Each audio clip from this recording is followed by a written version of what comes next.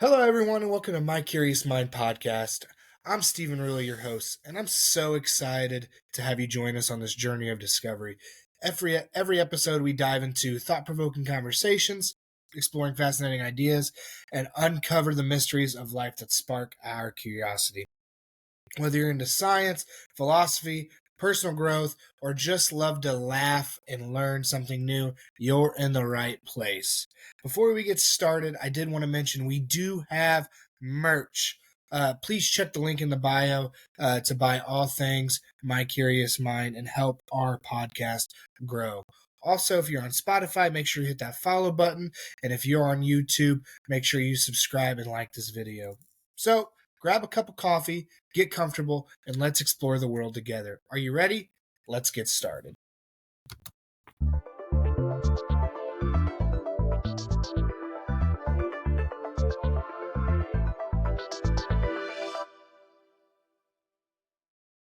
Alrighty, we are live. How are you guys doing?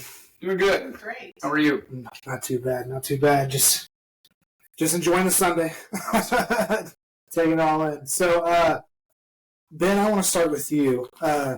So, just because I have connections in Granite, you said you're from Granite, so kind of just go through childhood, just up to having a family, and then getting ownership of the bakery. How did that kind of all play out? Born and raised in Granite City. Went all through the Granite City public school system. Parents were both self-employed in Granite City. My dad was a CPA. My mom had a flower shop. Graduated high school in 1997. Attended what was at that time BAC College, which is now SWIC, for criminal justice. Met Amy during that time period. Ended up, there was a baker at the bakery that had worked there 47 years, and we were engaged at that point. And he died unexpectedly. He had a stroke while he was out walking his dog. So that would have been November of 99, and I came in to kind of help out. They were short-staffed, and everybody was kind of in shock with the loss of this longtime baker. And wasn't long after that, Amy and her dad met with me and asked me if I'd be interested in coming on full-time at the bakery. So I did. Officially, my official first day was November 2nd of 99, but full-time was January 1st of 2000. Then we got married January 15th of 2000, so 15 days after my official first day of full-time work. And the rest is kind of history. Went on to have 2 kids, and we opened up the Granite City Bakery in 2006. So Awesome. Heck yeah. So, Amy, has the bakery always been in your family, or is it just... Yes, I'm third generation. My grandparents started it in 1851. Okay. And then when my grandpa retired, 72, my dad and my uncle took over together. And my uncle retired, and that's when I came on board in 96. I just finished college and had my degree in elementary education. My dad needed some help, so I said I'll help him for a year, and it's been almost 30 years later. I'm still here. You're still helping. Still helping. He's now retired, so yeah. It's me and Ben. Awesome. Heck yeah. So was that always like kind of... Did you always have in the back of your mind that might, like, the ownership part of it, that happen?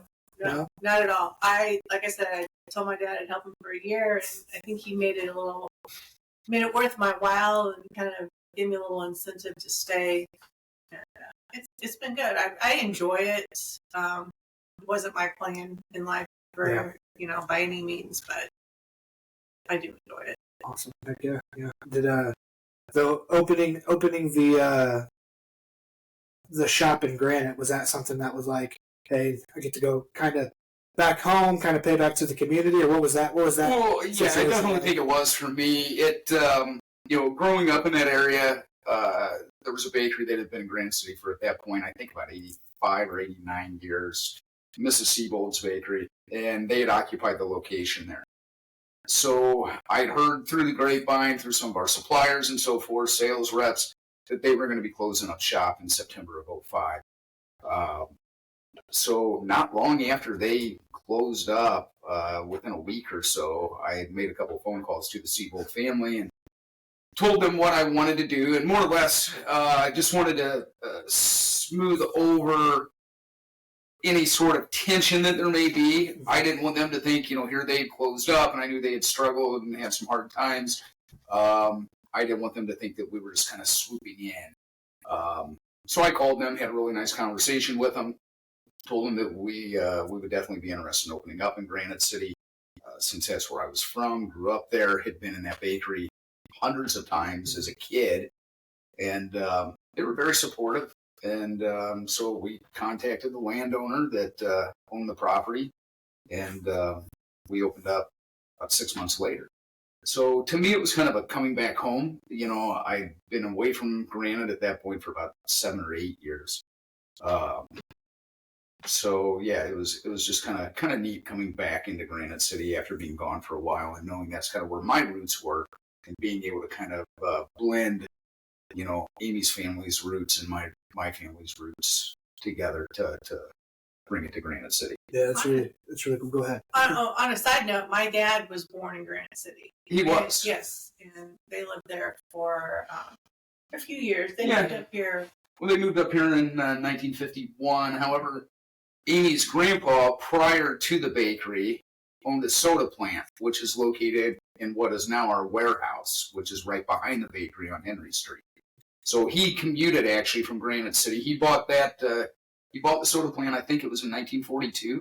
The gentleman that owned it prior to that was going away to war during World War II. He bought it in '42. Ran Duke Beverage Company up until '54. Opened the bakery in '51. So there was an overlap of a few years there. Yeah. But yeah, so Amy's family, her grandparents and her dad and uncle were all from Granite City originally, and they moved up here when the bakery officially opened in '51. Awesome.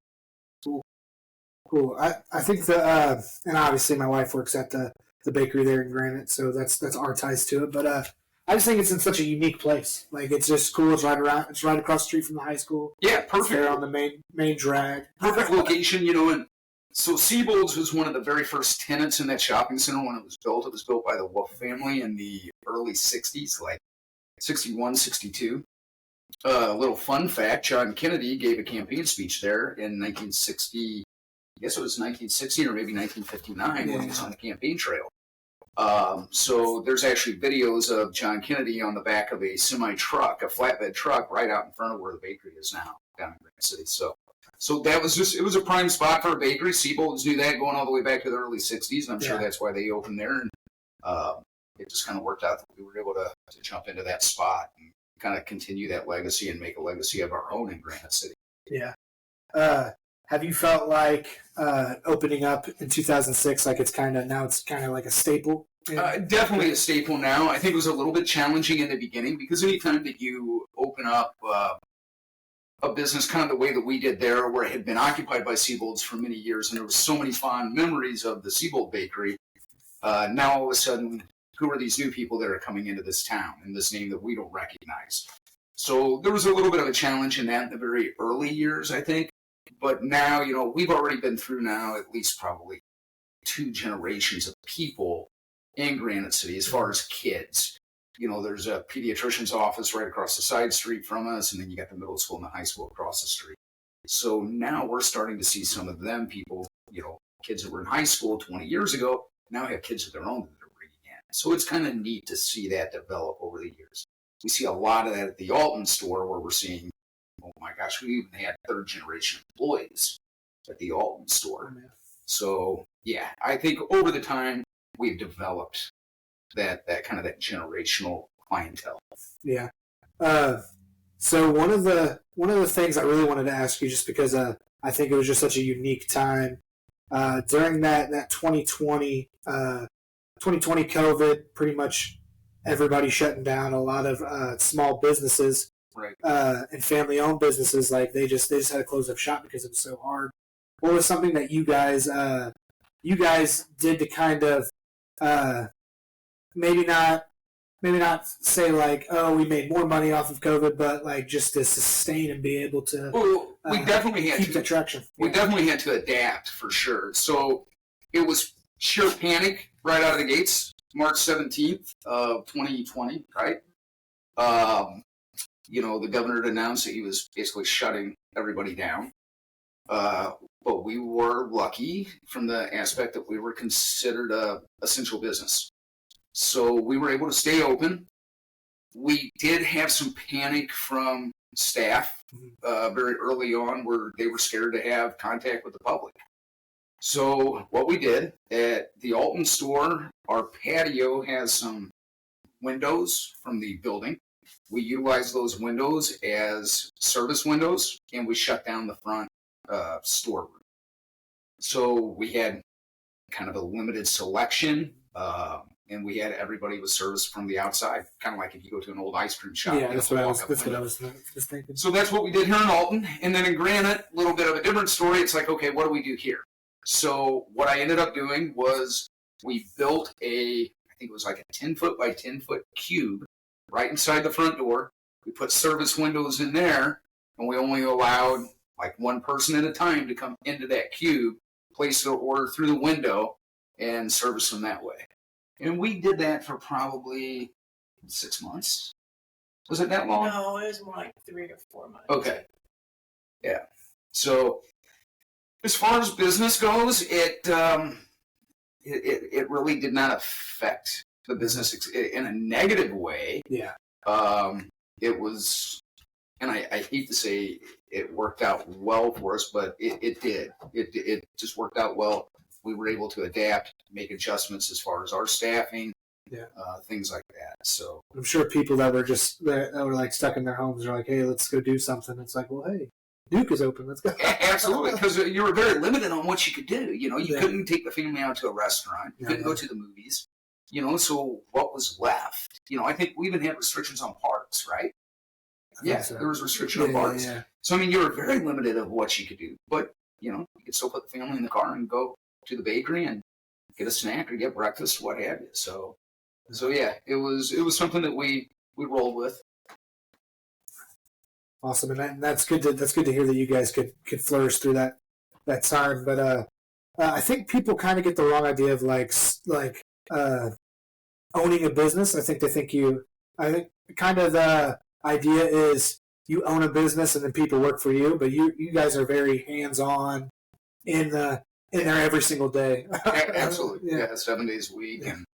And some, our first shift comes on. It depends day to day. It depends on what holiday season we're in. But I would say, 2-ish in the morning, 1:30, 2 o'clock, somewhere in that neighborhood. It's never later than that. It's only that time or earlier. And then, our final staff leaves between 7 and 8 in the evening. So you've got people there in the building, for a large majority of the day. But yeah, we're hands-on. I'm in production every day. We do have a great staff, and a lot of our staff has been with us for a lot of years. We've got a couple of our managers. One is getting ready to have her 20th anniversary later on this month. And our other managers like 18 years. Yeah. So what's like the secret to keeping employees that long? Because a lot of times you see today, at least for my generation, it's like, hey, if you don't if you stay at one place too long, it seems like you're settling. Right. And, but it's like, how do you guys what's your kind of secret sauce to hey, this is why these people stay. Other than luck, I think you develop the relationship. They're not employees; they're family. Yeah. They've watched our kids be born and grow up. We've watched their kids be born and grow up. We've been to weddings and go to funerals. They're more family than they are employees, and I guess that's probably what makes the difference. And not every employee do you get to form that relationship with. But there certainly are many of them over the years that we have. Yeah.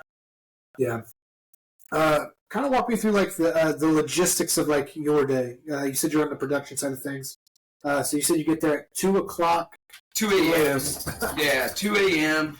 It, the first thing that we do when we get in is donut production is always the first thing, and then everything kind of overlaps. So you got donuts and you got bread going at the same time, pastries, Danish, things like that. I like those midnight hours because to me they're the peaceful hours and they're the productive hours. Because for me, once say like 6 a.m. hits and the open sign comes on, my day is just from then on putting out fires. So it's what was shorted on a delivery from a supplier, what piece of equipment's going down today, what employee is calling off today, what kind of building maintenance needs to be done today, which delivery vehicle is going to have a flat tire today. It's just a series of fires throughout the rest of the day that you spend putting out. Yeah. So it's a lot of that. So you go from like kind of that worker leader type, like, hey, we're in the kitchen, to now, hey, now I got to manage everything. Yeah, and I think that's the biggest challenge because you never know what the day is going to hold when you go in the morning, and you never know what problem is going to arise next. So that tends to be challenging, but that's also kind of what I thrive on. Yeah, I kind of enjoy that because I know not every day is not the same for me. Yeah. So what would you say your typical hours a day? You get there at, like, let's say it's a late day, so you get there at 2. What time are you? Man, that's hard. And I have so many people ask me that question. Well, you go in so early. What time do you get off? Really, it's you're around, at least in and out, and until 7 o'clock at night. Now that doesn't mean that there's not days that you catch a nap for an hour or two in the afternoon, or you get to go and blow off some steam doing something you enjoy for a couple hours, and then you go back to it. But your phone's always glued to you. The phone's always ringing. So I really can't even give a time estimation because I might be in production till 2 o'clock some days in the afternoon. That's 12-hour day, or holidays I might be in production till 6 p.m. at night. There's other days that I might be out of production by 7:30, 8 o'clock in the morning, but I'm not necessarily done with my day at that point. I'm shifting to other areas of the business. Yeah. What would you for, like, let's say there's somebody watching that's all like, hey, I'd kind of like to start my own business. Like, what is your kind of, like, your tools you think, like, that have made you successful so far? If you have any. Well, I think for one, you got to enjoy what you do. No matter how challenging it is, no matter how much time it requires, if you don't enjoy what you're doing, you're going to have a miserable life. I think there's been times where I've given some speeches to groups over the years on business and resilience and so forth. I think the number one thing is don't focus on the money. If you enjoy what you're doing, you keep your eye on the ball, and you stay focused, the money will come. And I think a lot of kids nowadays focus on, when they're making a career choice, what the money is, what the payoff is on that. And I think you probably need to put a little less concentration on that and a little bit more concentration on what you enjoy doing. And that evolves over the years too. I had no idea when I walked into the bakery 25 years ago, how many employees were we sitting on at that time?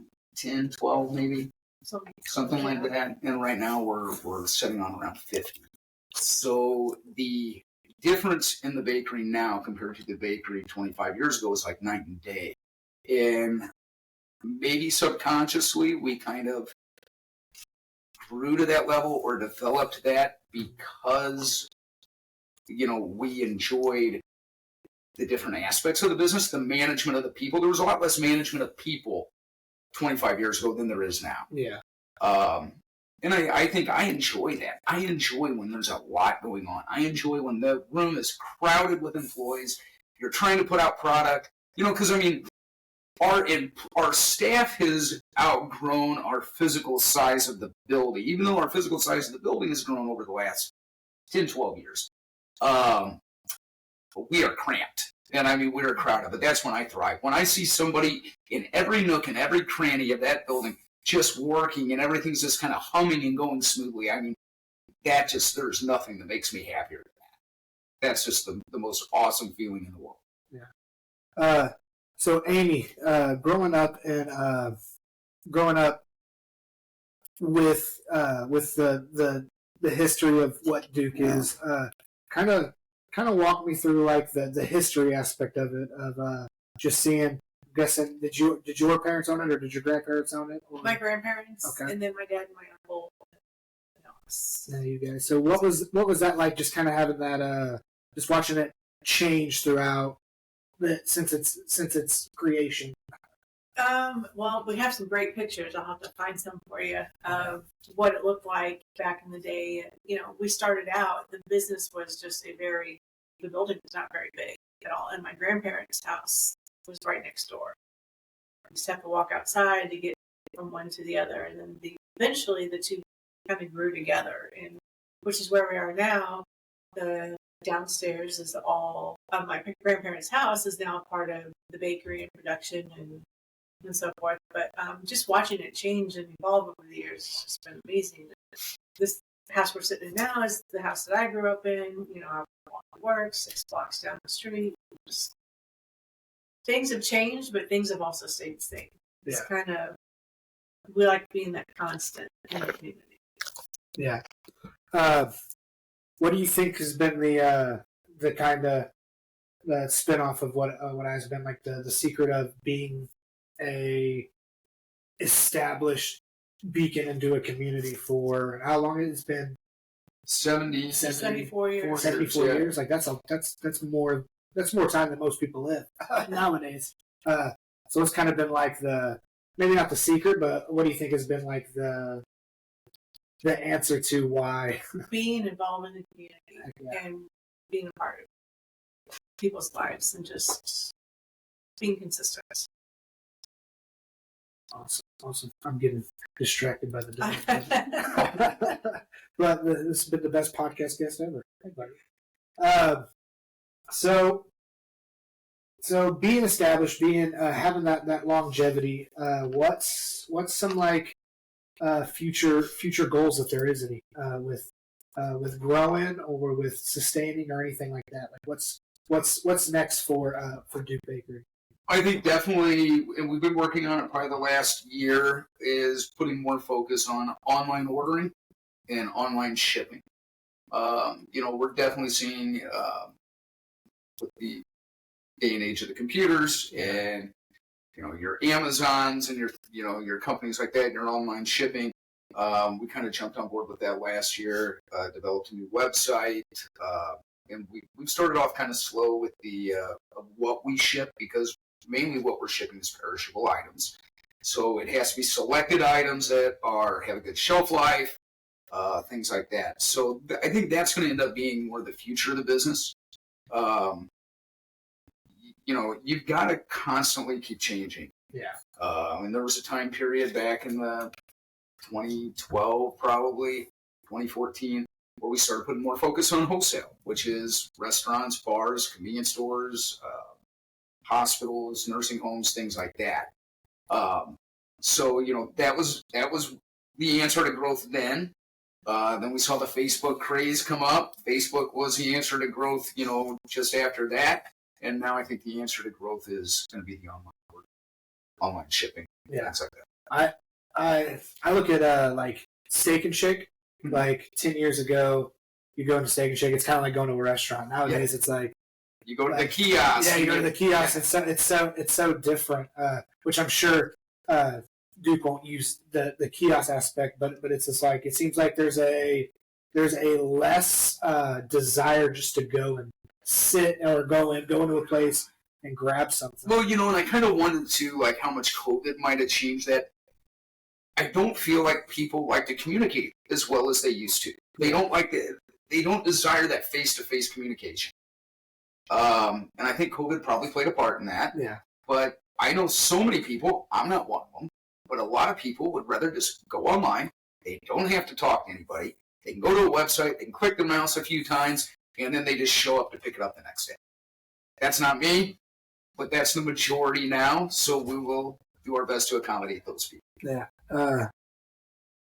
What's been the like obviously COVID playing a part in that, but what's kind of been like the X's and O's of just getting kind of that online experience. Because I mean, I'm sure a lot of people would love to like get that, but they just have no idea where. He has an extremely good employee that understands those things, because I am not that person. Well, she taught herself, and she did teach herself. Yes.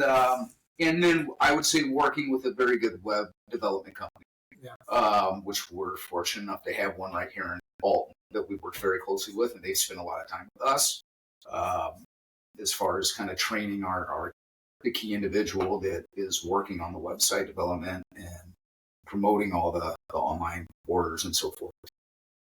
That's essential. I mean, you either have to be knowledgeable in that field or be willing to learn it. Yeah. And I don't know if my age is just slightly over that threshold that I will never understand it or I'm not willing to understand it. But it's just not my thing. But we're very fortunate having somebody that is capable of learning that. You agree with that? 100%. Okay.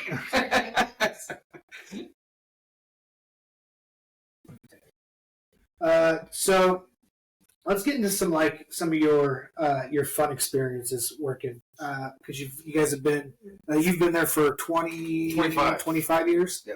So what's been like some of your key, like, hey, this is a highlight moment for me. So as I look back, I think probably the funnest time period for me was probably 2012-ish, and me and Lisa, which is our manager at the Grand City store, we were just sitting around trying to figure out, like, okay, Lisa was not the manager of the Grand City store at that point in time. She was up here at Alton with us. How do we grow? Like, what area do we want to concentrate on? And so we decided to jump into the wholesale market. And every Wednesday, Lisa and I would go out and we'd do sales calls. We'd go to restaurants, bars, convenience stores, nursing homes. You name it, we went. And all of a sudden, we started to see this wholesale market just develop and just grow. And it got to the point, most of our wholesale orders went out on Fridays. So I would go in, I would sell all day Wednesday, go into work Wednesday night at like 6 p.m., literally make bread and buns until Friday morning. Lisa would come in at like 1 o'clock in the morning to start slicing buns, packaging buns, putting up orders. And then Friday around 9 o'clock, we'd hit the road, we'd start delivering everything, and then we'd go grab lunch.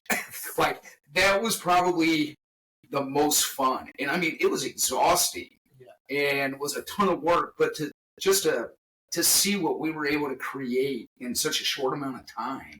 And now it's funny because I don't have a whole lot to do with the bun production and the bread production. Like, we've got a couple other bakers that work on that stuff and do a great job, and I don't really have to worry about it a whole lot. But there's also a part of you that's like, man, like, I remember when I did all of this. Like, I was the one. I was in there by myself until Lisa came in to slice that stuff and bag it.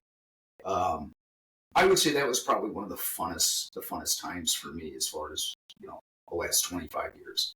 And we did that for several years until we kind of were able to realize, like, okay, this is a substantial part of the business. Now we got to kind of hire some people to do this stuff. Yeah.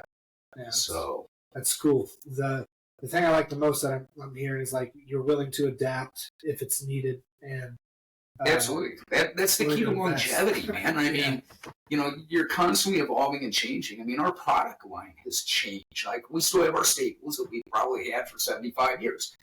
But if you look at our product line now compared to what our product line was 25 years ago, it's a lot different. Yeah. And, we've had to do that to kind of stay up with the times. Yeah.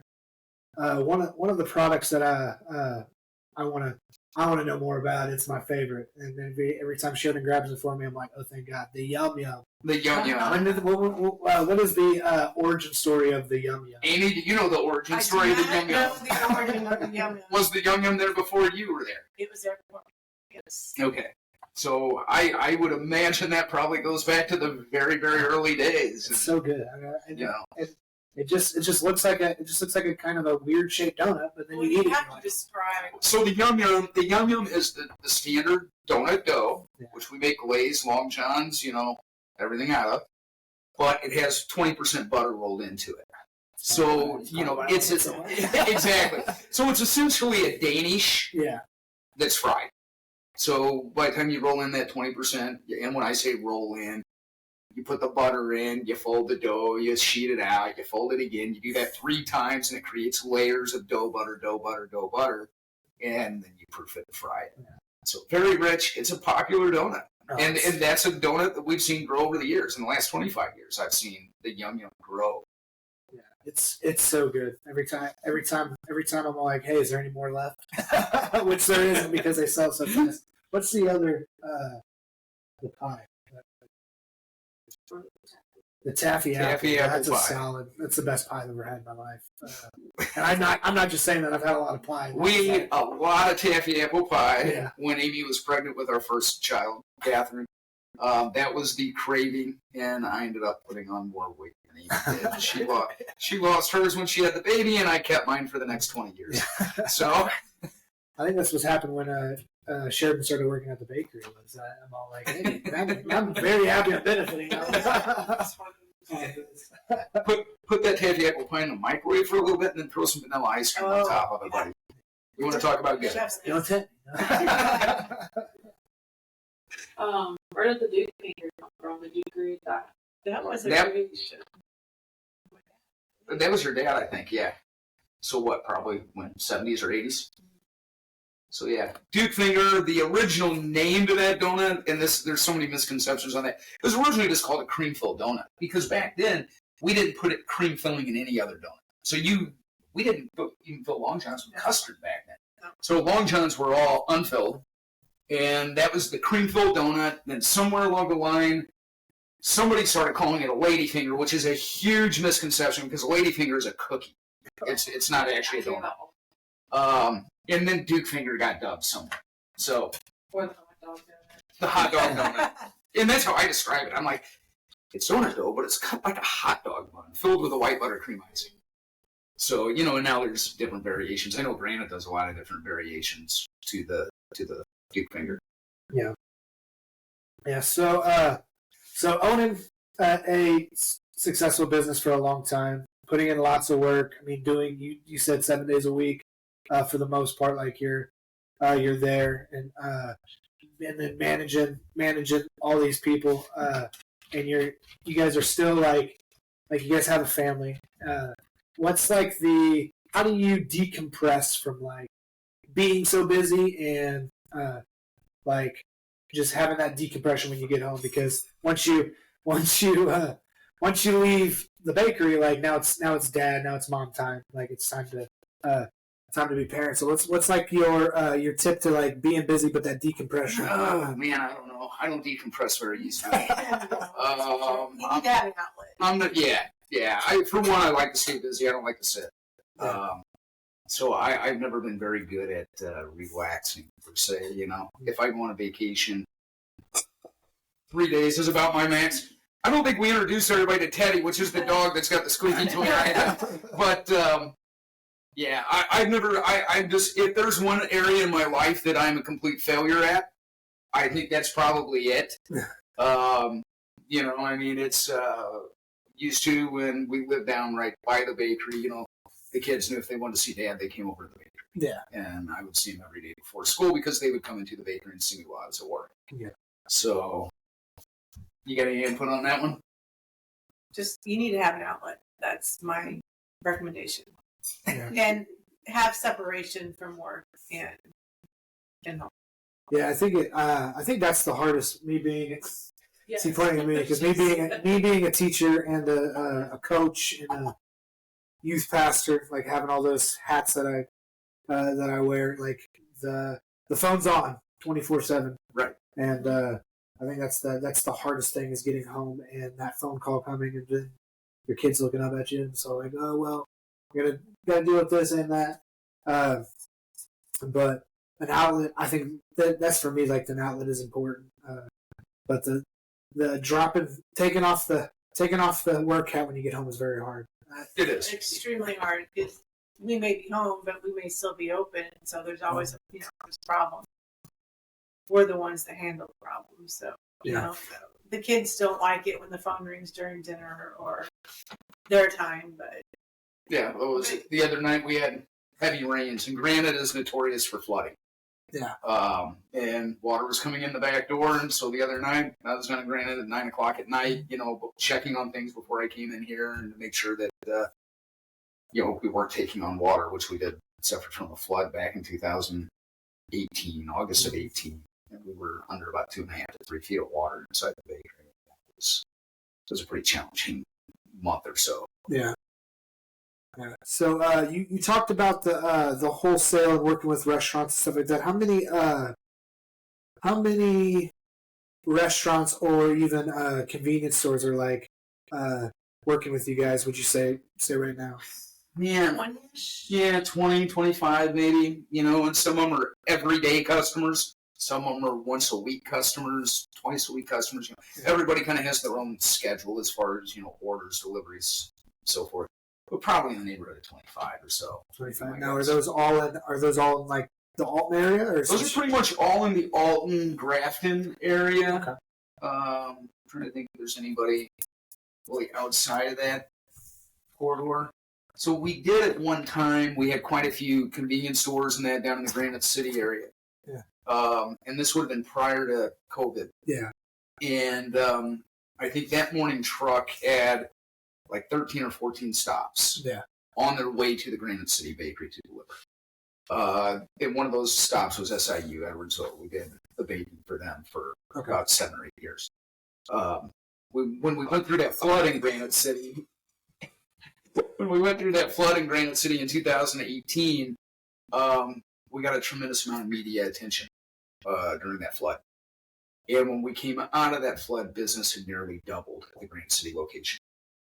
So then we were faced with the issue of, do we put a second vehicle on the road, which means we got to purchase another vehicle, we got to hire another driver, or is it time to really reevaluate these numbers and see if it's justified to do that? And when we looked at those numbers a little bit closer, we were like, you know what, I think it's more time to focus on this increased business and maybe let some of these convenience stores and things like that kind of go. And luckily, we have a great working relationship with Mr. Donut that's here in Godfrey, and he does a lot of wholesale. And we were able to kind of spin some of those accounts off to him to take care of. Awesome. So at one time, we did have a little bit more of a widespread presence in the wholesale market, but we kind of intentionally pulled that back to focus a little bit more on the retail operations. Yeah. Something you said there, and then something that spinning off the April Fool's joke is like, you guys are. It's not like a competition-based thing. You guys are very like, hey, like we can have the same business in the same town and work together. Yeah. One of my very, very, very good friends is Kruva's Bakery in Collinsville, and we talk probably 2, 3, 4 times a month. It's like 2 seconds away from our house. Yeah. Super great people. We bounce stuff back and forth all the time, whether it's ingredients, if somebody gets shorted, if we run out of something, and even recipes. He'll call me if he's having an issue with something, say, hey, can I have your recipe for this? I do the same with him, and, it's just, we all share. Mr. Donut, Caesar's a great, great guy. We do the same thing with him. Cookie Factory, we did the April Fool's joke and exchange shirts with them. And so, it's, there's not that many bakeries around anymore. At one time, the St. Louis market had over 400 retail bakeries. Now we're less than 30. I think we're probably closer to less than 20 now of actual full-line retail bakeries. So, I mean, we're too tight-knit of a industry to feel competition. Like, we just got to work together. Yeah. It's if they're doing well, we're doing well. If we all just work together, we'll all move ahead. Yeah. So. Yeah, I see a lot of companies are just like, they're all like, hey, it's me against the world. So it's cool to see like, hey, it is possible to like get along and both people succeed. Absolutely. Because even with like with this podcast, like, hey, if there's somebody who's in my area that runs a podcast better than me, like, hey, I want to support them, you know. Yeah, right. I don't want to be competing against them. Dude, you can always learn from somebody else. Yeah. I don't care how long you've been in the industry, you know. And I remember back 25 years ago, and I've always tried to be involved in the baking industry here locally. I was the young kid 25 years ago, and now I'm the old man. You know, and that's kind of tough for me to come to grips with it. Like I said, and look around, I'm like, you know, all these guys that I kind of considered, you know, the guys that I looked up to in the industry, they're all retiring, we're dying, you know. Yeah. I mean, it's just not the same as it used to be, and it's hard for me to grasp that I'm now the guy that some of these younger ones may call for something.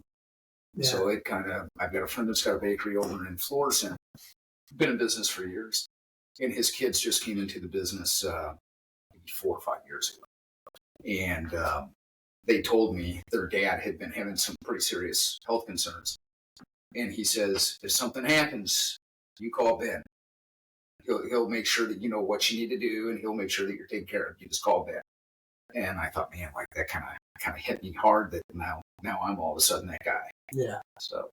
Yeah, that's kudos to you for sticking it out one, but then also being so in a competition world, being able to be like, hey, we can work together and succeed. So that's kudos to you guys. So now let's go into some of like the fun stories, because I'm sure being in business in both locations for a while, there's been some fun stories, or maybe some not so fun stories. There's definitely been some of all of that, you know, and you know, I go back, and we can go back to 2001, 2002, you know, late 90s were good times. I mean, the economy was good. Then all of a sudden, you know, 9/11 hit, and in 25 years, I have overslept one morning. And it was September 9th, 2001. September 11th. I'm sorry. I can't even get the date right. Jeez. No, September 9th, I overslept. No, it was September 11th, 2001, I overslept. And I was in the back of the bakery. I had no idea what in the world was going on. You know, I was in my own zone. I had a sales rep come in. He's like, oh, it's an awful morning, isn't it? And I said, oh, you're telling me? It's horrible. I overslept this morning. He's like, do you not know what's going on? You know, and we had a little black and white TV that we pulled out and plugged in, and then, you know, saw what was going on. But, you know, that definitely changed the dynamic a little bit around the bakery and in this country. And around that same time, we were going through the Atkins craze, which was an Atkins diet, which basically said, you know, don't eat the stuff you get at the bakery. So, you know, that was a little bit of a challenging time. And that lasted for a couple of years, but then we bounced back out of that. And that was about the time we opened Granite City. Trying to think what else. Some fun things. Our 50th anniversary. 50th anniversary was fun. We had a big block party, shut down half of Henry Street, and we had about, 1,500 people. Catered food for everybody, live entertainment. And so that was the 50th block party, so that was 2001. We like to have fun just every day on a daily basis at work. We like to laugh. Practical jokes here and there. We do. I have my moments though where I'm not always the fun bin, but we do. It's fun overall, and you know, and I mean that's part of that is surrounding yourself with, you know, employees that you like. Or I would, and I hate using the term employees because I'm working with them. They're not working for me, so they're coworkers. You know, they're not. I never really felt this boss employee mentality. Like, I've just never felt that. I've always felt like I work with these people, not them working for me. But it is fun. I mean, we've had a lot of fun over the years. Just, you know, goofing off, practical jokes. You know, I'm scared to death of snakes. I don't do snakes. Dude, they're Satan. 100%. I agree. I mean, I freak out. Yeah. Freak out. It could be a little snake. It's still a python in my eyes. Like 100%. And they, meaning Amy and my oldest daughter, Kat, thought it would be funny if they hid rubber snakes all over the bakery on April Fool's Day. And this was in, like, I don't even know what year now, 2006, 2007, something like that. I would have burnt the place down. Oh, dude, it was bad. I'm walking around the bakery with a 5-gallon bucket, a pair of tongs, because I won't touch a rubber snake. I'm picking up the rubber snakes with tongs, putting them in, and they had these damn things everywhere. They were in drawers. They were wrapped in handles. 49. Oh my god. Oh, I was angry. I was not finding any humor in this whatsoever. You know? Or I was on vacation one time, and I got back, and my truck was parked down at the bakery while I was out of town, and Amy's dad thought it would be hilarious to have all the bakery girls go and accumulate trash. Pizza boxes, soda bottles, cans. They filled the cab of my truck to the ceiling with garbage. Like, I was so mad. I got back and I opened up my truck door and, like, stuff's falling out on the floor, you know? And, oh, man. I retaliated him. I saran wrapped his truck. So, you know, we've always kind of goofed around like that. I'm trying to think what else. We do bakery parties every once in a while that are fun. Were you at the one? Oh, what about the pies in your face on? Oh yeah, yeah. We had it was a summer like picnic for everybody, and we're gonna have a pie eating contest. So I got to be the judge. So I'm standing at the head of the table, you know, like position down, waiting to see who wins this. And soon as you know, Amy says go, every one of the pies ends up in my face. So. Yeah, it's been a series of good times, and there's been challenging times, and we did have a store in Godfrey for about 10 years, and we lost it to a fire. Is that the same? 2011. Is that the same fire that the round table? Correct. Yeah. Yep. Same fire. It actually originated in their freezer, their walk-in freezer, and it spread. We didn't have a whole lot of fire damage. The building did. The roof was gone. We had a lot of smoke and water damage in our actual unit. But that morning, we had a young lady. She was probably maybe high school or college. She might have been home from college or something for the summer delivering. And she calls me, and she says, Ben, I can't deliver to Godfrey. I'm like, why? She's like, well, I'm here, but the police won't let me in. I'm like, what's going on? She's like, well, the building's on fire. I'm like, oh, okay. So, funny story is, she pulls up out front, the cop looks up, he's reading the newspaper as he's blocking the entrance, and he's like, can I help you? And she's like, well, I work at Duke's. And he says, not anymore, you don't. So that day was challenging at the time, you know, because we're sitting there trying to figure out what the heck's going on, what we're going to do. And Amy's dad was actually getting ready to leave to go out of town that day, and we're standing out there in the parking lot, and he looks at me and pats me on the back, and he says, good luck, I got a plane to catch. So, you know, it was a little bit of humor in a really bad time, but... Yeah. You know, and it was actually right after the loss of that store that we decided to start doing the wholesale. And that's, you know, things start coming to you when you start talking about it. We were like, okay, well, you know, we lost this store, so like, where can we pick up that revenue? Where can we pick up that business at? And that's why we started focusing on the wholesale right after that. But, you know, the flood was something that was a horrible, tragic time. But it ended up kind of being fun at the same time, if that makes any sense, because sometimes whenever something bad comes your way, you just have to put your head down and find the positive in it and just figure it out. Yeah. And that was that morning, you know, that was a morning where I got a phone call from the driver that said I can't get into the Granite Bakery. And I'm like, why not? He's like, Ben, there's water down here. And I'm like, whatever. Like, dude, I'm going to get down there, and there's going to be like 6 inches of water in this parking lot. Oh, no. I mean, I got down there, and like I was walking through water up to my waist. You know, and I remember just going in that building and thinking, what the heck am I going to do now? You know, and then I hear some noises, and I think, those are compressors, and the power's still on in here, and they're trying to kick on under the water. You know, and I'm walking around in this building. And so I go back and flip the main off to the building. And I remember I set up on a counter, and I'm thinking to myself, what the hell am I going to do? Like, insurance isn't going to cover this, which they didn't, because, you know, you don't have flood coverage. Yeah. So we ended up just Lisa and I, just making the decision, like, if we're going to come out of this, we gotta hustle, and we're going to have to do it ourselves.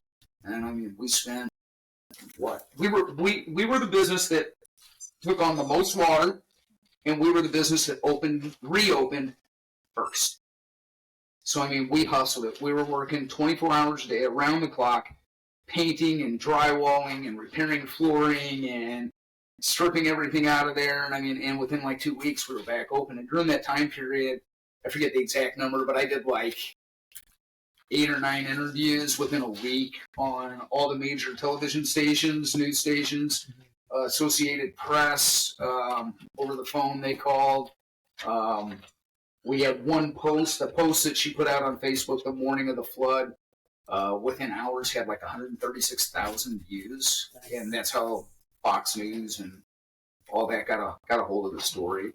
I think the community really rallied. Community completely rallied around us that time. I mean, it blew my mind, the support that we got from the city of Granite, from the and other businesses. And other businesses. And that was one of the news stories, was because Dairy Queen, which sits out in our front parking lot there, called me up. I didn't know Robbie Steen, never met the man before.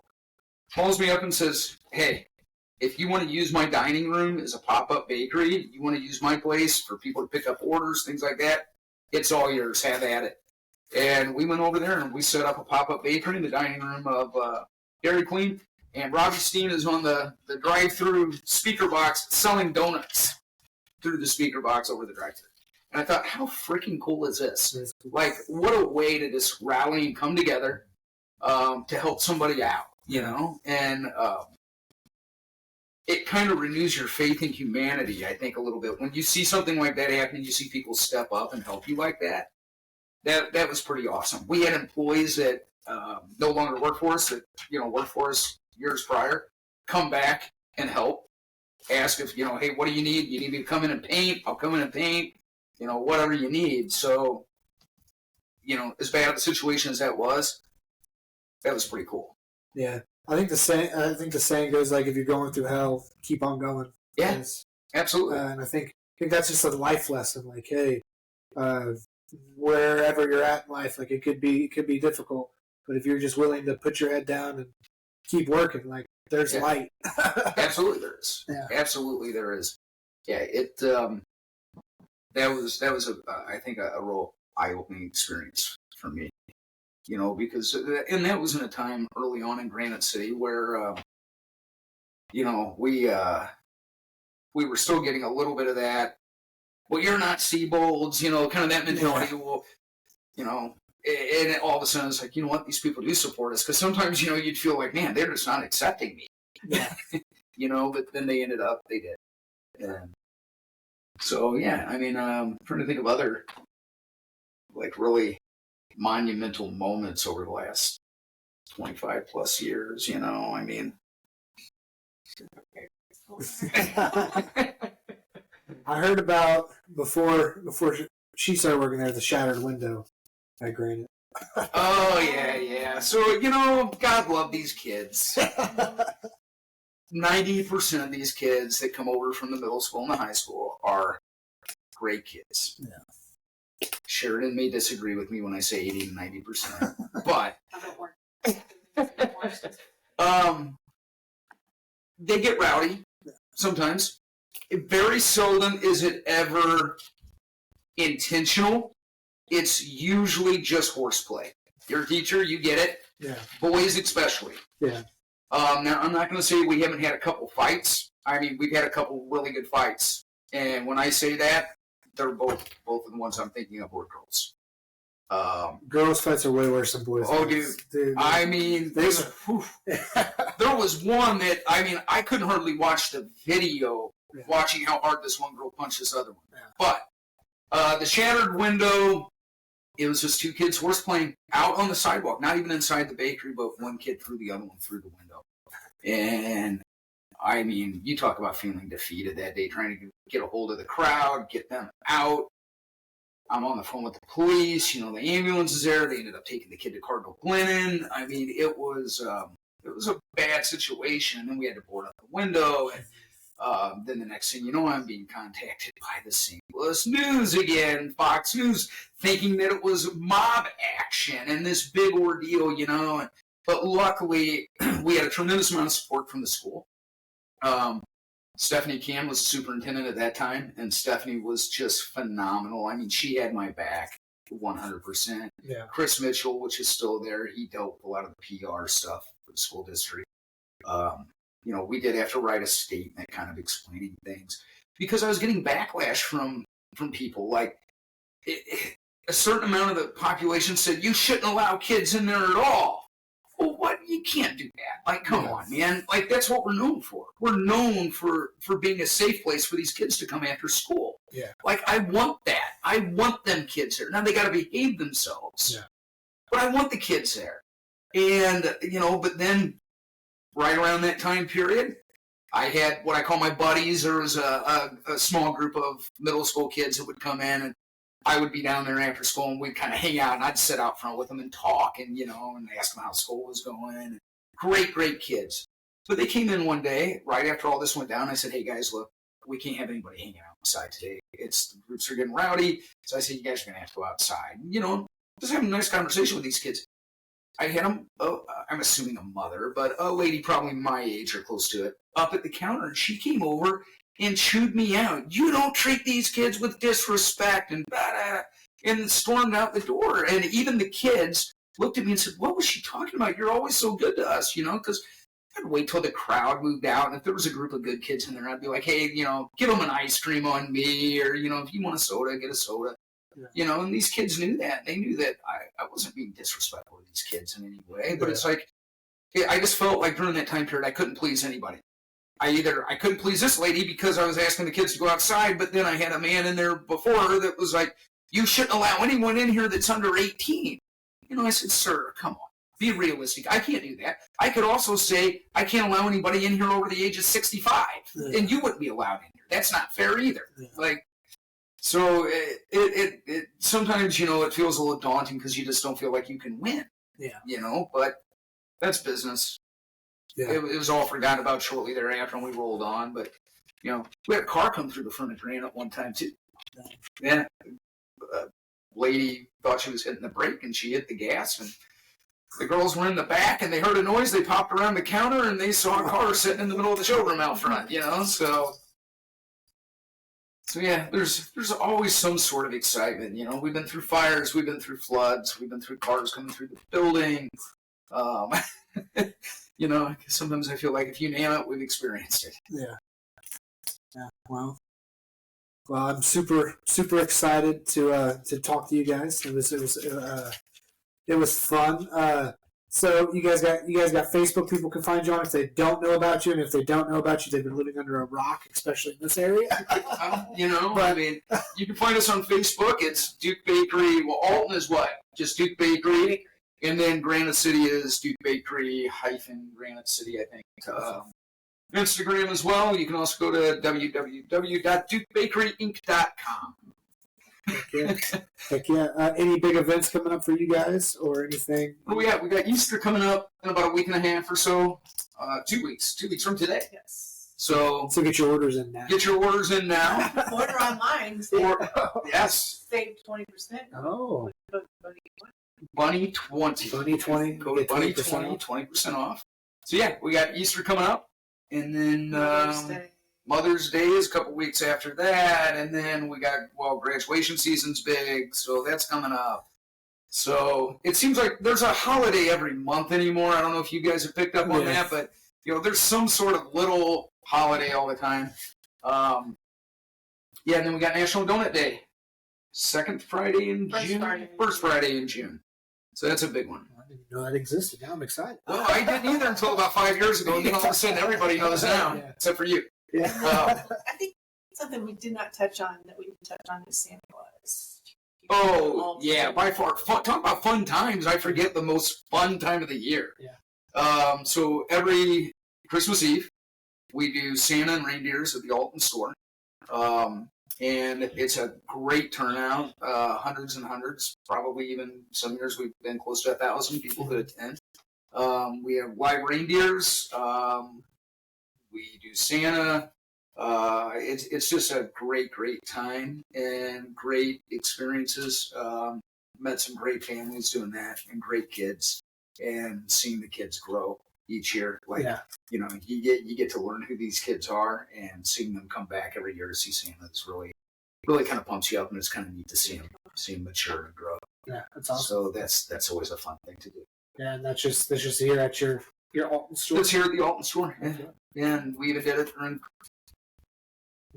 Our kids are a little skittish of Santa. Santa's very gentle. Santa's very gentle, and we have some great elves that are usually even better with the kids than Santa may be, especially if they're a little timid to the big guy in a white beard. Sometimes they will warm up a little bit more to an elf. Yeah. So, yeah, that's always a really fun event. You know, you're coming out of Christmas Eve, which is our busiest day of the year, and you know, we're all tired from working leading up to it. And then the last thing you want to do the morning of Christmas Eve is this big event with Santa and the reindeer, and you're dreading it. And then all of a sudden the time comes for it, and it's like, oh my gosh, this is the best part of the whole year. Like right now, this is what it's all about. Like, you know, so that always kind of pumps you up. So. Okay, well, once again, thanks for coming on, and I hope this helps your guys' business grow even more. Awesome. And Thank the you. for the next 10 years, and so on and so forth. So, bye, Teddy. It was good. It was good meeting you, hang out with you on the podcast.